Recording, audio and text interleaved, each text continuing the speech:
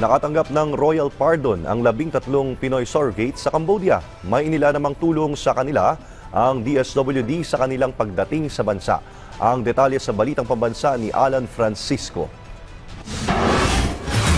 Dumating na sa bansa ang 13 Filipino surrogates na na-convict o nahatulan sa isang local court sa Cambodia matapos lumabag sa suppression of human trafficking. Lumapag sa Ninoy Aquino International Airport ang mga Pinay surrogate mothers mula Cambodia matapos gawaran ng royal pardon. Ayon sa Department of Foreign Affairs, nagpapasalamat ang gobyerno ng Pilipinas sa Royal Government ng Cambodia sa humanitarian treatment na iginawad sa mga Pinay mother. Ang kanilang ligtas sa pag-uwi sa bansa, ayon sa DFA, ay patunay ng matagal ng pagkakaibigan ng Pilipinas at Cambodia. Gayon din ang paninindigan ng dalawang pamahalaan upang labanan ang human trafficking at iba pang transnational crimes. Kasabay naman ito ang paalala ng DFA sa mga Pilipino na ang surrogacy ay banned o pinagbabawal sa Cambodia. Samantala, magbibigay naman ang Department of Social Welfare and Development ng pansamantalang tirahan sa mga naturang surrogate mothers. Inatasan ni DSWD Secretary Rex Gatchalian ang kanilang field office na magbigay ng kinakailangang tulong sa mga nanay na ito at mga sanggol sa ilalim ng kanilang recovery